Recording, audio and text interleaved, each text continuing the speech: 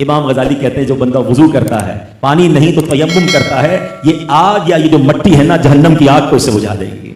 اچھا ویسے جتنی بڑی آگ ہو اتنا پانی چاہیے، بڑے بڑے کنٹینر بڑے بڑے ٹینکر لگانے پڑتے ہیں تب جا کے آگ بجھتی ہے۔ وضو کا پانی تو بہت تھوڑا ہے، فرمایا اتنا بابرکت پانی ہے کہ یہ تھوڑے سے قطرے جو ہیں اس بندے کے لیے جہنم کی آگ کو بجھا دیں گے۔ پھر امام غزالی نے ایک اور بڑی پیاری بات فرمائی، آپ فرماتے ہیں کہ وضو کے 4 فرض کیوں ہیں، اور بھی تو کوئی فرض ہو سکتا تھا۔ دیکھو یہ صوفیاء کرام کی حکمت بھری باتیں ہیں۔ امام غزالی فرماتے 4 عذاب ہیں، وضو کے فرض کتنے ہیں؟ 4 ہیں۔ گویا رحمت الہی پکار رہی ہے، اے میرے بندوں وضو میں چہرہ دھویا کرو، قیامت کے دن چہرہ سیاہ نہیں ہوگا، تمہارا چہرہ چمکے گا۔ فرمایا اپنے ہاتھ دھویا کرو، تمہارا نامہ اعمال الٹے ہاتھ میں نہیں تمہارے سیدھے ہاتھ میں دیا جائے گا۔ فرمایا سر کا مسا اور پیر دھویا کرو، تمہیں پیشانی سے پکڑ کر جہنم میں نہیں ڈالا جائے گا بلکہ تمہارے سر پر جنت کا تاج سجایا جائے گا۔ پیر دھویا کرو، تمہارے پیروں میں جہنم کی بیڑیاں نہیں پڑیں گی، تو پل صراط پر تمہارے پیر ڈگمگائیں گے نہیں بلکہ پل صراط سے تم آسانی سے جنت میں داخل ہو جاؤ۔ وہ کتنے ترقی چاہیے، کامیابی چاہیے، برائٹ فیوچر چاہیے، خدا کی قسم اس کے ماں باپ اس سے راضی ہیں، اس کے ساتھ ماں باپ کی برائی ہیں، اس کو بھی ترقی سے کوئی نہیں روک سکتا، اس کے بیڑے پار ہی ہونے ہیں اور ساری دنیا ماں باپ کر رہی، ماں باپ پریشان ہے، برباد ہی ہونا ہے۔ ماں باپ کو تنگ کرو، بالخصوص ماں کی قدر کرو، ماں کا کوئی نہیں بدل نہیں، اور یہ دعا دے دے تو بندہ قدر پہنچ جاتا ہے۔ اچھا پھر آج کل ایک اور ٹرینڈ چلا ہے، کسی بھی طرح کا زندگی میں مقام بڑھ گیا نا، شروع ہو گیا، اب ماں باپ پر بھی لوگ جمانا ہوگا، پتہ نہیں کتنا بڑا آدمی ہو گیا، میں آپ کی خدمت کیسے کروں گا، ٹائم نہیں ہے میرے پاس، ان کو کریے مومنٹ جمانا۔ ارے آج اگر کچھ بڑھ بھی گئے ہو نا، یہ نہیں کہ دعائیں تھی، اور ان کو کیا بڑا آدمی ہو گیا، حضرت موسیٰ کلیم اللہ علیہ نبی علیہ الصلوۃ والسلام کتنا بڑا مرتبہ ہے۔ اور آپ نے ایک بار اللہ کریم کی بارگاہ میں عرض کیا، مولا مجھے جنت میں اپنا پڑوسی دیکھنا ہے۔ ارشاد کیا ہوا کہ اے موسیٰ جنت میں تیرا جو پڑوسی ہے وہ ایک فلاں علاقے کا قصائی ہے۔ اب حیران ہو گیا، آپ نے کہا مولا مجھے ملنا ہے، ایڈریس بتایا گیا، آپ چلے گئے وہاں پر۔ ایک نوجوان نے دروازہ کھولا، اندر گئے، گھر میں گئے کہ وہ بوڑھے ماں باپ بوڑھی شخصیات تھی، انہوں نے حضرت موسیٰ کو دیکھا، آپ کی رسالت کی گواہی دی اور دونوں دنیا سے چلے گئے۔ وہ نوجوان کسی کام سے گیا، واپس آیا، اپنے دونوں والدین کو دیکھا تو دونوں کا انتقال ہوا ہے، چونکہ وہ نہ ہوا حضرت موسیٰ علیہ السلام۔ حضرت موسیٰ نے کہا میں نے تمہیں بتایا، تمہیں کون، تمہیں کیسے پتا چلا؟ کہ میرے ماں باپ روزانہ دعا کرتے تھے کہ یا اللہ اس وقت تک موت نہ دینا جب تک حضرت موسیٰ کا دیدار نہ کرنا۔ آپ ہمارے گھر آئے ہیں، آپ لوگوں نے دیکھا ہے کہ چلے گئے دنیا سے، آپ حضرت موسیٰ نے کہا بتاؤ کچھ اور دعا کرتے تھے؟ کہاں میں اپنے بوڑھے ماں باپ کو چبا نہیں سکتے تھے، روز کچھ دالیں چبا کر کھلاتا تھا، اور جب بھی کھانا کھلاتا تھا میری ماں دعا کرتی تھی یا اللہ میرے بیٹے کو جنت میں موسیٰ کو پڑوسی بنا دے۔ حضرت موسیٰ کہتے بیٹا تیری ماں کی دعا قبول ہو گئی ہے، تو ہی جنت میں میرا پڑوسی ہے۔ یہ ہے ماں کی دعا، اور یہ وہ دعا ہے جو بن مانگی مل رہی ہے، جو ماں کے دل سے نکل رہی ہے۔ آپ بتاؤ کچھ بڑے آدمی واقعی جس کو کہتے بڑا آدمی کون ہوتا ہے؟ امام اعظم ابو حنیفہ رضی اللہ عنہ سے بڑا کوئی نہیں، کتنے بڑے وقت امام ہے، مگر آپ کی والدہ ایک مسجد کے امام صاحب سے انسپائر تھی، مقرر تھے، وہ اچھے بیان کرتے تھے، آپ کو کہتے کہ جاؤ امام صاحب سے مسئلہ پوچھ لو، مفتی اعظم ہے، امام ہے کروڑوں حنفیوں کے۔ ماں کو یہ نہیں کہا کہ ماں بتائیے کتنا بڑا مفتی ہے، مجھے مسجد کے امام کے پاس بھیج دیو، آپ تو یہ ڈائریکٹ چلا دیتے ہیں نا، مجھے پتا کہ رکھو مجھ سے بحث کر رہی ہو، اتنی کتابیں پڑھی، ماں کو تو پڑھائی کچھ نہیں، اب جان آپ کو دنیا کا کیا پتا، مجھے پتا ہے۔ سنو امام اعظم یہ ایسے نہیں بنتے بڑے لوگ۔ ماں کو کہتے اچھا مسجد کے امام کے پاس جاتے، اس مقرر کے پاس جاتے، وہ کہتا حضور آپ مجھ سے مسئلہ پوچھنے آئے، آپ دنیا کا مسئلہ بتا رہے ہیں، کیا کروں؟ ماں نے بھیجا ہے تو حضور جو آپ بتا رہے ہیں مجھے آپ مسئلے کا جواب بتا دیں، وہی میری طرف سے ماں کو بھی بتا دیں۔ ایک بار ماں نے کہا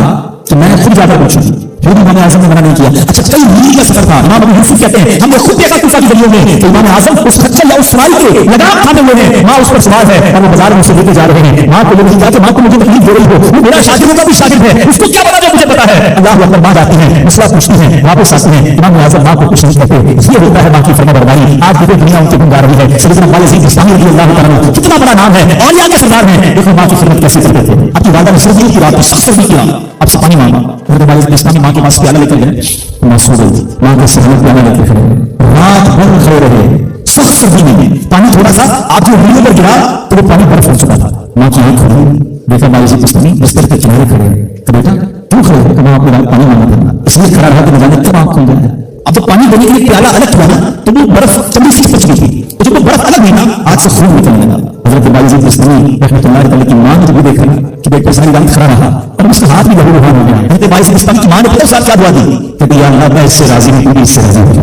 دیکھو کیا مقام ملا، اولیاء کرام کے سردار بن گئے۔ یہ وہ دعائیں ہیں جو دل سے نکلتی ہیں۔ ماں باپ کی خدمت ایسی کرو، اب ہونا کہ دل سے دعا نکلے، جب وہ دعا نکلے گی نا پھر وہ کام بننے آپ سوچ نہیں سکتے۔ کیا خوبصورت دین ہے ہمارا، ہم نے اپنے بچے کو دین کی طرف نہیں لگایا۔ اگر ہم بچے کو دین کی طرف لگا دیتے، دین اس کو ہماری سنت کی طرف لگا دیتے۔ ہم بچے کو قرآن و حدیث سکھاتے، قرآن و حدیث اس کو ہماری سنت سکھا دیتے۔ ہم آج بھی تکلیف اٹھا رہے ہیں، اس کی وجہ یہ بھی ہے کہ بچہ ہمیں دین سے دور کر دیا۔ اگر آپ چاہتے ہیں کہ آپ کے بڑھاپے کا سہارا آپ کے بچے بنے، آپ کے مرنے کے بعد بھی آپ کے لیے صدقہ جاریہ بنے، تو آپ نے اپنے بچوں کو دین کی طرف لانا ہے۔ کچھ اولادیں وہ ہیں جن کی ماں باپ نے تربیت ایسی تھی، ہم نہیں جاتے خود رابطہ کر رہے ہوتے ہیں کہ ماں کا انتقال ہو گیا، کچھ کنواں کھلوانا ہے، تو مسجد بنانی ہے، تو مدرسے میں ماں کے لیے مجھے کچھ کرنا ہے۔ کیوں؟ ماں نے تربیت ایسی تھی، والد نے تربیت ایسی ऐसी थी, उन्हें माहौल ऐसा दिया तो माँ बाप को मरते हुए फिक्र हो गई, मेरी माँ कब्र में अकेली है, मेरा वालिद कब्र में अकेला है, उसने रोज मुझे खाना खिलाया था, आज मैं रोज उसे सवाब पहुंचाने का इंतजाम करूं। ये उस बच्चे के दिल में ख्याल कैसे आया? क्योंकि अल्लाह ने उसे अच्छा माहौल अता किया, माँ बाप ने उसको इस माहौल की तरफ बढ़ाया। तो मैं यहाँ वालिदैन से गुजारिश करूंगा, बताया अपने बच्चों की ऐसी तरबियत करो तो बुढ़ापे में भी तुम्हारा साथ दें और मरने के बाद भी तुम्हारे लिए सच्चाई जारिया का बाइस बन जाए। आपके बच्चे आपके कितने में रहेंगे अगर आपने बच्चों को दीनदार बना दिया। अल्लाह करे ये फार्मूला समझ आ जाए ना, हम समझते बच्चा मेरी बात माने, मेरी क्यों मानता? अरे पहले से अल्लाह रसूल की बात मानने वाला बना दो, तुम्हारे भी मानने वाला बन जाएगा। कितनी जाएगा दिन की तरफ, इसे कुरान माँ बाप की तरफ भेजेगा, इसे हदीस माँ बाप की तरफ भेजेगी, इसे उलमा किराम माँ बाप की तरफ भेजेंगे। हम उस रास्ते पर भेजते जहां से बच्चा मुझे वापस मिल जाए। सूरह फातिहा 100 मरतबा पढ़कर दुआ मांगी जाए तो कबूल होती है। सूरह बकरा की तिलावत से शैतान घर से भाग जाता है। आयतुल कुर्सी पढ़ने से मोहताजी दूर होती है। सूरह कहफ को हमेशा पढ़ने वाला दज्जाल के फितरों से महफूज रहेगा। वालिदैन की कब्र पर हर जुमा सूरह यासीन की तिलावत करने से उसकी हुरूफ की तादाद के बराबर उनके गुनाह बख्श दिए जाते हैं। सूरह अद-दुखान पढ़ने से मुश्किल दूर होती है। जो करीबुल मर्ग हो उस पर सूरह जासिया का दम करने से खात्मा बिल खैर होता है। सूरह हुजरात का पढ़ना और दम करके पीना घर में खैर और बरकत के लिए मुफीद है। सूरह काफ पढ़ने से जो बाग होते हैं उनके फलों में कसरत होती है। सुभान अल्लाह। सूरह रहमान 11 बार पढ़ने से तमाम मकासद पूरे होते हैं। सूरह वाक़िया जो शख्स रोजाना पढ़ेगा उसे कभी फाका ना होगा। सूरह मुल्क को हर रात पढ़ने वाला अज़ाब कब्र से महफूज रहेगा। सूरह मुज़्ज़मिल को 11 बार पढ़ने से हर मुश्किल आसान हो जाती है। सूरह मुद्दस्सिर को पढ़कर हिफ्ज़ कुरान की दुआ मांगने से कुरान करीम का याद करना आसान हो जाता है। जो बच्चे हिफ्ज़ कर रहे हैं उनके लिए जबरदस्त वजीफा है। सूरह अन-नाज़िआत पढ़ने से जान कनी की तकलीफ नहीं होगी। सूरह दुहा पढ़ने से भागा हुआ आदमी वापस आ जाएगा। सूरह अलम नशरह को जिस माल पर पढ़ दिया जाए उसमें खूब बरकत होती है। सूरह तीन व ज़ैतून जो है 3 मरतबा पढ़ने से अखलाक और किरदार बेहतर होते हैं। सूरह अलक में जोड़ों के दर्द का इलाज है। सूरह कद्र तो सुबह शाम पढ़े अल्लाह अज़्ज़ा वजल उसकी इज्जत बढ़ा देगा। सूरह बय्यिना बर्स और यरकान का इलाज है। जिस आदमी जानवर पर नजर लगी हो उस पर सूरह आदियात का दम मुफीद है। सूरह कारिया पढ़ने से बलाओं से हिफाजत रहती है। सूरह तकासुर को 300 बार पढ़ने से जल्द कर्ज अदा हो जाता है। कई लोग कहते हैं जनाब कर्ज बहुत है, चले कुरान का वजीफा ले लें। अल-हाकुमुत तकासुर ये जो सूरत है 300 बार पढ़ने से बहुत जल्द कर्ज उतर जाता है। सूरह असर पढ़ने से गम दूर हो जाता है। सूरह हुमज़ा और सूरह फील दुश्मन के शर से हिफाजत के लिए और सूरह कुरैश जान की हिफाजत के लिए बड़ी मुजर्रब है, बड़ा कमाल का वजीफा है। सूरह माऊन बड़ी मुश्किल के वक्त में पढ़ना बहुत मुफीद है। सूरह कौसर की तिलावत से बे औलाद साहिब औलाद हो जाता है। कई बे औलाद भी वज़ाइफ मांग रहे होते हैं। सूरह काफिरून चौथाई कुरान के बराबर है। सूरह ज़िलज़ाल निस्फ कुरान के बराबर है। सूरह इखलास तिहाई कुरान के बराबर है। और सूरह फलक और सूरह नास से जिन और शैतान और हासिदों के शर से हिफाजत करती है। तो क्यों ना हम कुरान से दोस्ती कर लें, क्यों ना कुरान को अपना विर्द बना लें। अल्लाह चाहता है कि बंदा इस रैंक तक पहुंच जाए। अल्लाह उस पर आजमाइश भेजता है ताकि मेरा बंदा सब्र कर ले तो इसको मर्तबा अता हो जाए। हाय हाय यानी आजमाइश मुझ पर मेरे रैंक बुलंद करने, मेरे दर्जे बुलंद करने आई और हाय मेरी बेसब्री के मैंने वो सब सवाब जाया ना करें मेरे प्यारे साथी। मुश्किलें आती हैं। अच्छा पता है प्रॉब्लम क्या है? हमारा एक और बड़ा इशू है, हम किसी को मुस्कुराता देखते हैं, किसी को अच्छे कपड़े देख लेते हैं, किसी की बड़ी गाड़ियां देख लेते हैं, किसी का बड़ा घर देख लेते हैं, हमें लगता है ये कितना मजे में यार, मैं अकेला परेशान हूं। ये आपकी भूल है। एक बात याद रखिएगा, जिंदगी की गाड़ी मसाइल के पहियों पर ही चलती है। अमीर के मसले और हैं, गरीब के मसले और हैं। शोहरत जिसको मिली है ना उसकी प्रॉब्लम्स और हैं, जो गैर मारूफ है उसकी प्रॉब्लम और है। जमाने में हर किसी को कुछ ना कुछ इशू जरूर है। ये ना समझे कि यार ये इतना मुस्कुरा रहा है, क्या पता है इस मुस्कुराहट के पीछे कितने दुख छुपाए बैठा है। अब यकीन करें, बिलीव करें, ऐसा नहीं है कि सब लोग 100% खुशहाल है। प्रॉब्लम सबके साथ होते हैं। मैं क्या क्या बताऊं आपको, हमारे पास तो लोग दुआएं करवाने आते हैं ना, ऐसी ऐसी प्रॉब्लम बताते हैं कि पैरों से जमीन निकल जाती है। और बाबा इतने बड़े घर में जाते हैं, उसकी गाड़ियां करोड़ों रुपए की खड़ी हैं, उनसे मुलाकात हुई, कहते हैं अगर आपसे अलग से दुआ करवानी है। जब वो बेचारा अपना मसला बताता है ना, मुझे लगता है यार हमारा तो गम ही कुछ नहीं है, इतनी बड़ी आजमाइश से गुजर रहा है, इतनी बड़ी प्रॉब्लम से गुजर रहा है। मैं आज की आपको मिसाल देता हूं। एक हमारे बहुत अच्छे भाई थे, आज से कुछ अर्सा पहले उन्होंने हमें एक माशाल्लाह प्रॉपर्टी दावत इस्लामी के लिए बच्चों के मदरसे के लिए दी और उसके चंद दिनों बाद उनका विसाल हो गया। उनको बेचारों को कैंसर था। मैं उनके घर में दुआ करने गया, उनके बेटे ने मुझे जब गले लगा तो बेटा रोने लगा। अच्छा मैं समझा कि बेचारा अपने वालिद को याद करके रो रहा है। 16 दिन पहले इंतकाल हुआ। इंतकाल दुआ की, उसके मेरे कान में कहता है भाई इस वक्त मेरी ज़ौजा हॉस्पिटल में है। क्या हो गया? मेरी वाइफ को ब्लड कैंसर हो गया, वालिद का कैंसर में इंतकाल हुआ है। अल्लाह ने बड़ा नवाजा उनको, जिलों से। लेकिन मैं यकीन करें, मैं सच बता रहा हूं, मैं गाड़ी में बैठी मैं भी रोने लगा क्योंकि वो बंदा जब मुझे छोड़ने आया फिर मेरे गले लग के रो रहा था। सोचने लगा यार कितना दुख है लोगों को, अल्लाह ने कितनी बड़ी उन पर मेहरबानियां की है।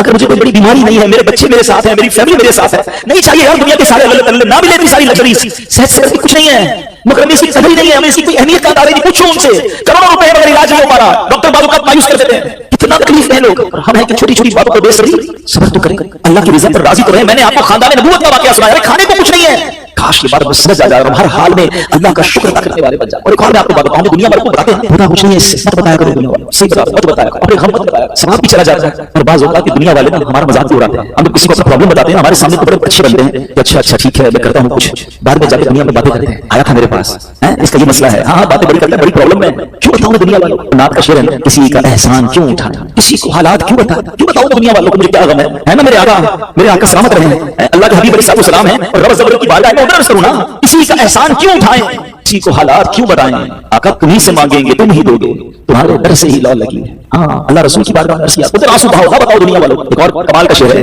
दुनिया वाले तो दर्द देते, दुनिया वाले तो दर्द देते हैं, जख्मी दिल की दवा मदीना है। तो दुनिया वालों ने कोई हमारा भला करना भी नहीं ना उनके हाथ में है, शिफा देने वाली जात मेरे रब की, बरकत देने वाली जात मेरे रब की, तो अल्लाह से बात करो ना। तो آج سے یہ ذہن بنا لے میرے پیارے ساتھی، مشکل آنی ہے تو صبر کے ساتھ وقت گزارنا ہے، اللہ کی رضا پر راضی رہنا ہے، وہ بڑا کریم ہے، وہ اپنے غیب کے خزانوں سے آپ کو عطا فرمائے۔ توجہ بیان کی طرف رکھیے گا۔ اب آتے ہیں اس پورے واقعے سے ایک اور خوبصورت بات جو ہمیں سیکھنے کو ملی، اور وہ بات کیا ہے کہ نبی پاک کے خاندان کی سخاوت کیسی تھی۔ مولا علی شیر خدا کے پاس صرف 6 درہم تھے، آپ نے وہ سب کے سب دے دیے، مگر آج حال یہ ہے کہ لوگ اپنی زکات ادا نہیں کرتے۔ آج زکات لوگوں کو بھاری پڑنے لگ گئی ہے، وہ کیلکولیٹ کرتے ہیں کہ جناب کروڑ روپے زکات، تو اس کے بعد ان کو بھاری لگتی ہے۔ نہ کریں ایسا، یہ زکات مال کا میل ہے، اور اگر یہ مال کا میل آپ کے مال سے جدا نہ ہوا تو یہ آپ کے مال کو بھی میلا کر دے گا۔ ایک بات یاد رکھیے گا، سرکار عالم صلی اللہ علیہ وسلم کا فرمان ہے، اپنی زکات ادا کر کے اپنے مال کو مضبوط قلعوں میں قید کر لیں۔ اگر میں اور آپ چاہتے ہیں کہ آپ کی پراپرٹی سیکیور رہے، ہمارے مال و اسباب سیکیور رہے، حدیث پاک میں فارمولا موجود ہے کہ اپنے مال کو زکات دے کر مضبوط قلعوں میں قید کر لو۔ کہ یہاں زکات دینے کے لیے تیار نہیں، لوگ لم سم نکال دیتے ہیں، کیلکولیٹ نہیں کرتے۔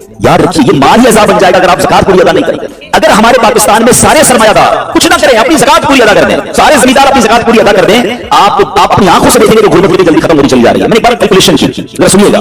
پاکستان زرعی ملک ہے، ٹھیک ہے، اور اس کی زراعت کی جو کیلکولیشن ہے وہ انٹرنیٹ پر موجود ہے، لیکن سرچ یور سیلف، آپ چیک کر لیں کہ 2023 میں پاکستان کی ٹاپ 20 کراپس کیا کون سی ہوئی، آپ انٹرنیٹ پر خود ڈھونڈ لیں، آپ کے سامنے اس کراپ کی کیلکولیشن بھی آ جائے گی کہ اتنے ملین ٹن، اتنے جناب کروڑ kg جو ہے وہ گندم ہوا، تو کاٹن ہوا، تو فروٹس ہوئے، تو شوگر ہوئی۔ پاکستان کو اللہ نے بڑا نوازا۔ شریعت کا حکم کیا ہے؟ جس اللہ رسول کی ہم بات کر رہے ہیں، جس اسلام کو ہم نے قبول کیا ہے، شریعت کا حکم یہ ہے کہ اگر آپ کی فصل اگتی ہے تو اس فصل میں اگر بارش کا پانی ہے اور آپ اپنا پانی پرچیز نہیں کر رہے اور صرف بارش سے آپ کی فصل اگ رہی ہے، تو جتنی فصل ہوگی